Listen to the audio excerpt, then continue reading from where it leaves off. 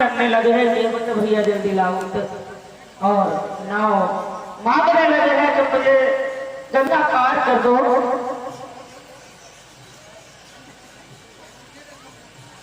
हाँ नहीं नहीं, देखिए आप सभी ध्यान से बैठो।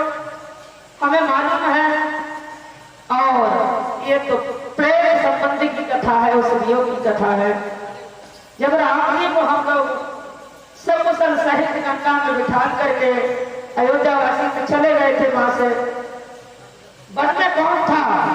आदिवासी लोग थे, वनवासी थे और उन्होंने प्रभु का स्वागत किया था। इसलिए नाव जब पार हो जाएगी कथा के माध्यम से, तब हम आपके बैंड बाजे का, आपका सबका और सब मिलके भगवान के लिए स्वागत करेंगे।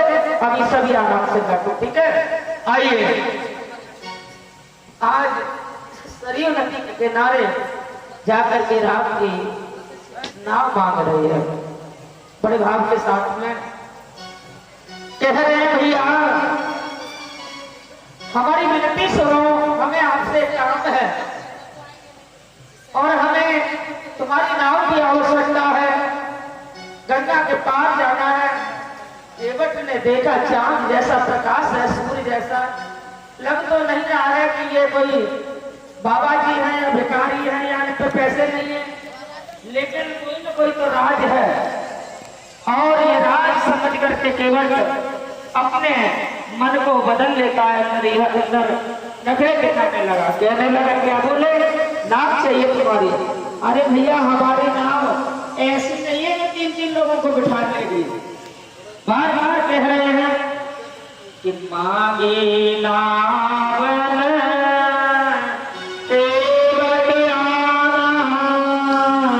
और कहियो तुम्हारे मरम मह जाना, कहियो तुम्हारे मरम मह जाना। चरण कमल रज संग हम लसरही और मानव चरण मोरे कछुआई। भैया हमका नाम तो ले आएंगे, लेकिन कुछ मर्म हमने समझ लिया है, इसलिए मेरी भी बात सुन लो। क्या? हाँ, लक्ष्मण जी को थोड़ा सा घुसराया, लेकिन राम जी के आगे कहाँ बोल सके। राम जी बोले भैया क्या मर्म है तुम्हारा, क्या सच है, बोलिए तो सही। उन्होंने कहा मैंने सुना है कि तुम्हारे चरणों में जादू है। हाँ, कैसा जादू? अरे एक बार मैंने सुना था उधर मुंह करो, मेरी तरह खड़े हो, मेरी तरह उस साइड मुंह करके, आमने सामने मुंह करके खड़े हो, आमने सामने मुंह करके उधर तो हम दोनों पत्नियों का क्या करेंगे भगवान? इसलिए हम नहीं लाएंगे। बहुत समझाया बुझाया, नहीं मानने वाला था, लेकिन वचन ले लिया। हम जब तक नहीं लाएंगे जब तक तुम अपने चरणों को नहीं दुर्वा देते हो, चरणों को नहीं दुर्वा देते हो। और बहुत काफी समझाया बुझाया।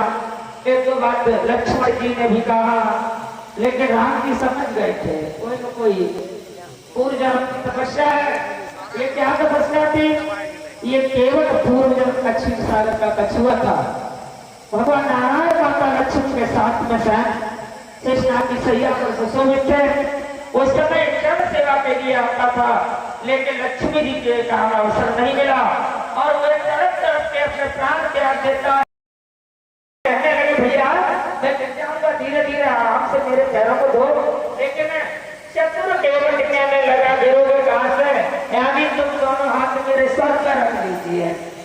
जिसके सर पर मेरे ठाकुर का, मेरे परमात्मा का, मेरे राम जी का हाथ रख जाएगा, क्या कष्ट रह जाएगा। और ये सब नित्य लीला करके, आनंद की लीला करके उस केवट ने अपने परिवार का, अपने गांव का, अपने पितरों का, अपना सबका उद्धार कर दिया है। भगवान की चरण रज का भजन गाएंगे और ये सुंदर जल सभी भक्तों के लिए प्रेरित करेंगे जो राम जी के चरण धो रहा है। चलिए आगे आप भी चलिए भजन के साथ और ये सभी भक्तों को पहुंचाएंगे। ठीक है। जय हो प्रभु बलिहारी। हाँ जी हेलो जरा भी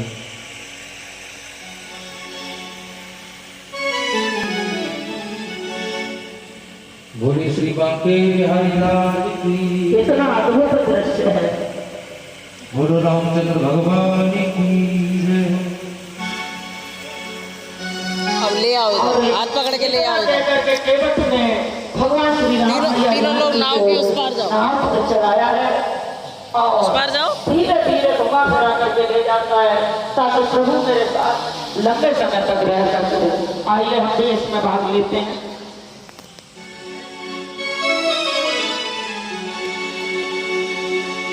बोले श्री रामचंद्र भगवान की। अगर नाथ देखोगे आगो गुण हमारे तो हम कैसे भरोसे लगेंगे किनारे। तो हम कैसे भरोसे लगेंगे किनारे। अगर नाथ देखोगे, अगर नाथ देखोगे आगो गुण हमारे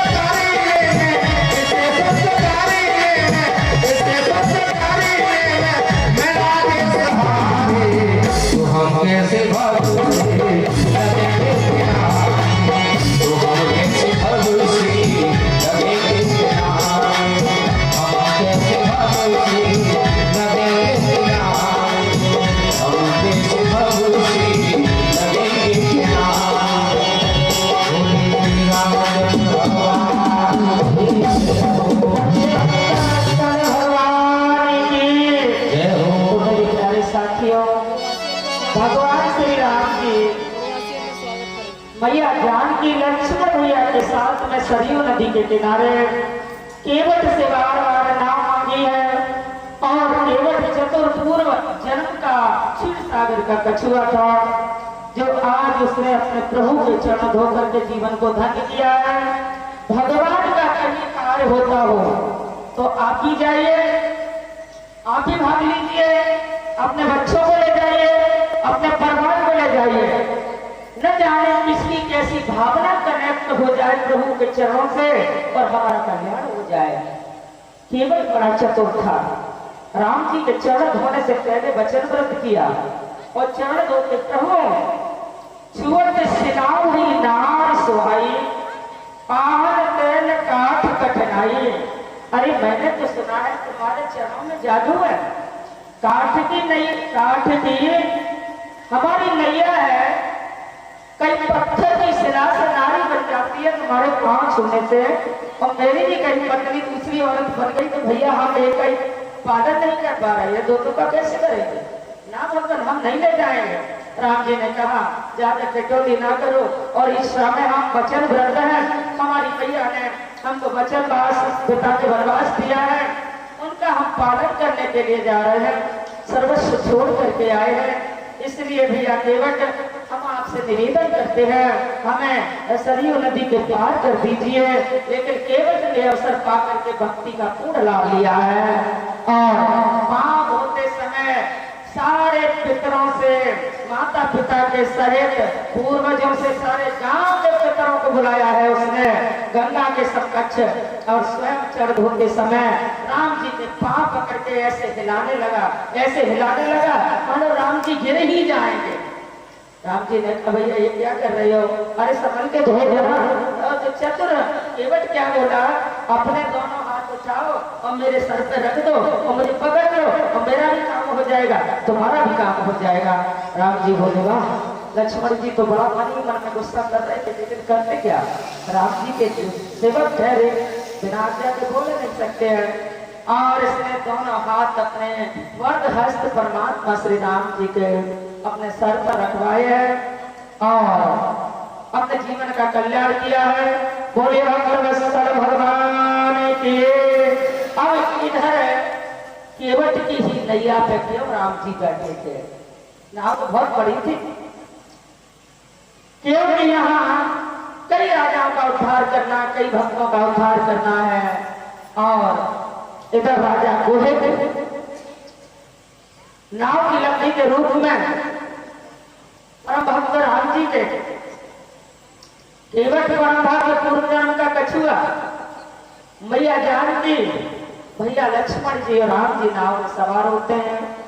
अब केवट ने सोचा एक पॉइंट और है मेरे पास सेवा का, क्या सीधे सीधे ले जाऊंगा तो मैं जल्दी उतर जाऊंगा, जल्दी मेरा बिछोड़ हो जाएगा भगवान जी से, जैसे तैसे मुझे दर्शन मिला एक जन्म के बाद में, इसलिए मैं गंगा मैया में कई चक्कर लगाऊंगा। भगवान के कार्य में कभी जल्दबाजी मत करिए, संसार के कार्य में चाहे जो भी हो, जहाँ अच्छी चर्चा हो, अच्छी संगति हो या बढ़िया कार्य हो, बहुत समय लगता है, बढ़िया बात है। लेकिन जहाँ गलत कार्य हो, गलत संगति हो, तो वार्तालाप को खत्म कर देना चाहिए, ब्रेक लगा देना चाहिए, हट जाना चाहिए। ऐसा हमारा आपका उद्देश्य होना चाहिए कि जीवन में यही साथ रहेगा, बाकी कुछ नहीं जा रहा, सब यही पड़ा रह जाएगा।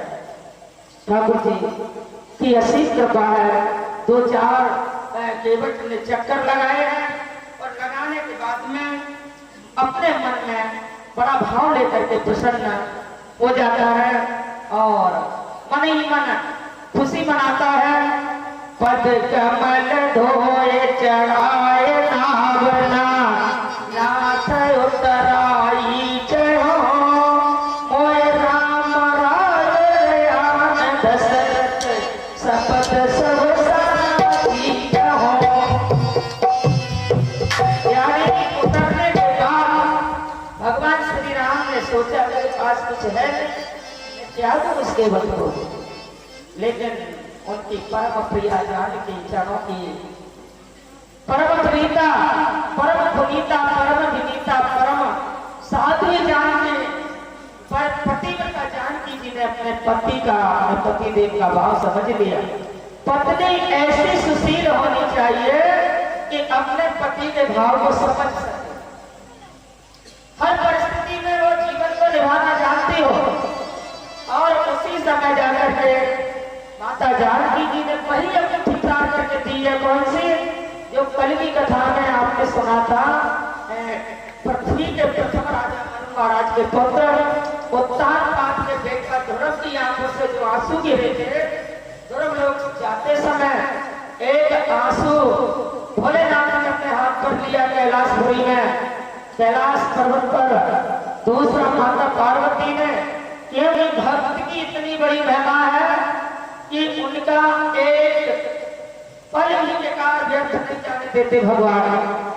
भोलेनाथ ने सोचा ये परम भक्ति अटूट करके राजा ध्रुव ने 36,000 वर्ष तक जो राज किया है अवध नगरी का, और यदि इनकी आंखों से आंसू निकले तो इस बात से निकले कि जिस सुरुचि सौतेली मां के आशीर्वचन से या उसकी यातना से हमको उस परम पद की प्राप्ति हुई थी, तो अधोगति बन जाने के स्मारक में पड़ी होगी, इसलिए रो रहे थे ध्रुव जी।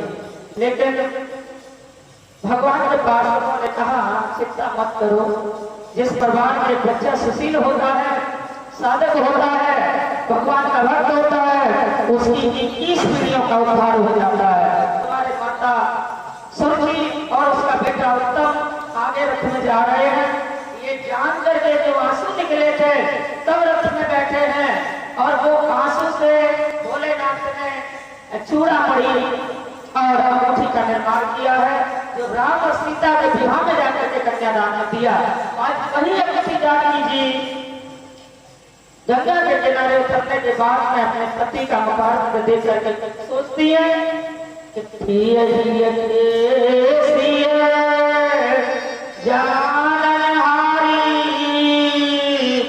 और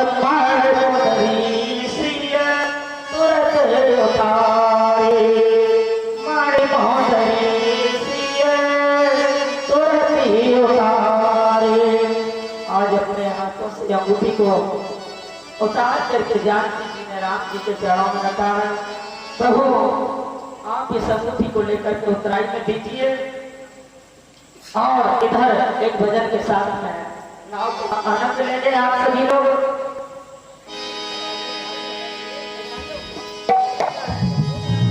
बोले श्री रामचंद्र भगवान की जय हो। आज भगवान केवट की नैया में बैठकर गंगा को पार करते हैं और केवल अपनी मस्ती में गुनगुनाते हुए कह रहा है, और मेरी नैया में लक्ष्मण राम गंगा मैया धीरे बहो, मेरी नैया में लक्ष्मण गंगा मैया धीरे बहो, मेरी नैया में लक्ष्मण राम गंगा मैया धीरे बहो।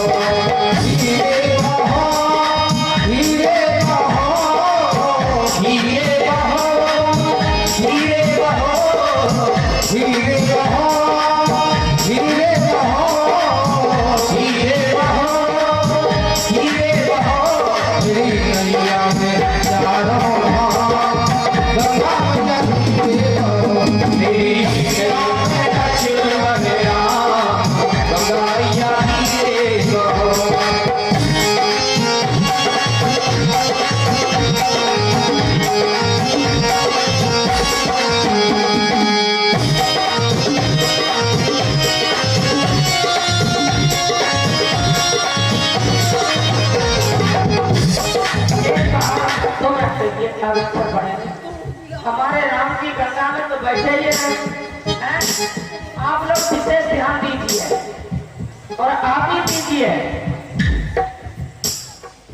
आगे की कथाएं हम कल कहेंगे, और हमारे गुरुदेव जी आपके सामने सारे विधान बताते गए हैं। कल के लिए जो न समझ में आए कल पूछ लेना। और अब अयोध्या वासी तो सब चले गए प्रभु की प्रतीक्षा करते हुए, लेकिन यहाँ हमारे जिन प्रवासियों के लिए छोड़ करके प्रवासियों को, आदिवासियों को दर्शन देने के लिए, वनवासियों को दर्शन देने के लिए, उद्धार करने के लिए मेरे प्रभु धीर ज्ञानों को दर्शन देने के लिए वन में प्रवेश करने के लिए जाते हैं और उसका लाभ आप भी लीजिए, आप सब भी लीजिए और एक एक करके दो चार करके भगवान को प्रणाम करेंगे। ये आपके भगवान हैं, यानी हमारे से ज्यादा आपके भगवान हैं, इसलिए एक एक करके आए और आप भी गाने बाजे से स्वागत करेंगे। आगे खड़े होंगे, ठीक है। और अपने एक एक करके भगवान को प्रणाम करते जाइए, भाव अर्पित करते जाइए। देखिए राम जी सर्वस्व त्याग करके गए हैं, आपको जैसी जहां जो सुविधा बने वो राम जी के चरणों में भेंट करना और बिना कहे उठते चले जाना, ठीक है। सभी लोग आशीर्वाद लेना। आइए यजमान जी भगवान के चरणों में आशीर्वाद भेंट करिए, आशीर्वाद लीजिए। ये हमारे आपके रात की बड़ी मधुर कथा थी और आप लोग भी अरे जगह पे खड़े खड़े आनंद ले लो और भगवान का पूजन भी करते जाओ। आइए इधर में एक एक करके माता जानकी से प्रभु के श्री राम के चरणों से आशीर्वाद भी लेंगे और जो श्रद्धा हो भेंट करते जाएंगे, ठीक है। हाँ राजा राम और लखन और मैया जानकी वनवास के लिए चले जाते हैं। इधर में भारत और शत्रुघ्न तो हो भगवान को अर्पित करिए, चरणों से आशीर्वाद लीजिए और व्यवस्था को बनाए रखिए। कोई ऐसा प्रसाद मत बिगाड़ना जो पैरों से पड़े। इधर में भरत और शत्रुघ्न नारायण के चरणों में तो लक्ष्मी आती है। अपनी ननिहाल से लौट करके आते हैं। राधे एक मिनट का समय देंगे, हमारे कुछ अतिथि गण आए हुए हैं, एक लिस्ट आई है मेरे पास और आप लोगों ने जो ढोल नगाड़े तैयार किए थे वो पूर्ववासियों ने जो भगवान राम के आगमन जो मैंने अभी समझाया था ना कि राजा राम यानी कि राजकुमार निकल कर जब वर आए हैं तो वनवासी राम हुए, यानी कि सभी नगरवासियों के राम हुए, तब वह केवल राजकुमार थे। इसीलिए आप लोगों ने उनका स्वागत किया है। ये स्वागत श्रृंखला तब प्रारंभ हुई है, तब आएंगे सभी लोग एक एक करके। लेकिन यहाँ जो हमारे आगमन हुआ है वहां यज्ञ में पावन भूमि पर ये है आपके रमेश वेदिया जी मुखिया कुंडा होली पंचायत।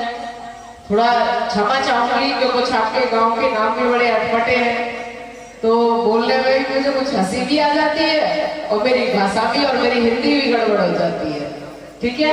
तो उसके लिए ये ना समझे मैं अपमान कर रही हूँ, लेकिन मुझे अच्छा लगता है।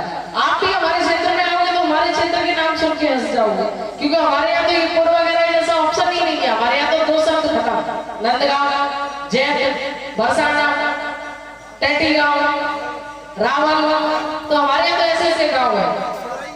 बढ़ते जाइए जल्दी, इसीलिए आप भी हमारे आओगे तो ऐसा हंसोगे जैसे हम आपके यहाँ हंस रहे हैं। जल्दी बढ़ते जाइए। और आए हैं यहाँ गोपाल वेदिया जी, ग्राम आरा करके लिखा हुआ है, उससे आगे का मुझे समझ में नहीं आ रहा है।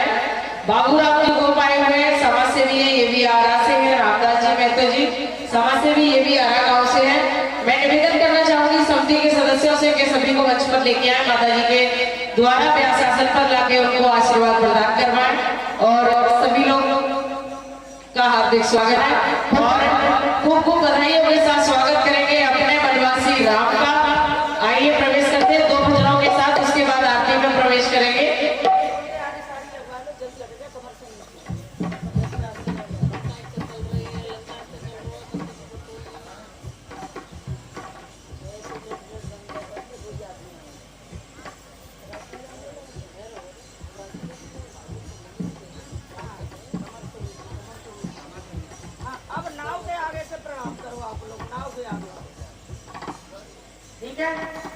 क्योंकि प्रभु आ जाइए भैया स्वागत वाले और जल्दी आप लोग अपना स्वागत कर लेके आइए, आप लोग अपना प्रारंभ कीजिए। 2 भजनों के बाद आरती में प्रवेश करेंगे। हाँ जी। बढ़ते जाइए, आप आनंद में चलते जाइए। आइए, जब भरत और शत्रुघ्न ननिहाल से लौट करके अयोध्या में आते हैं तो अयोध्या की स्थिति को देखते हैं तो लोगों की आंखों में आंसू भरे रहते हैं। जब मैया कैकेयी के पास में भरत जी जा रहे हैं, जय हो, खुश रहो, तो कहने लगे, खुश रहो। आप ही आशीर्वाद कर लीजिए, बहुत महत्वपूर्ण समय है तुम्हारी जिंदगी का।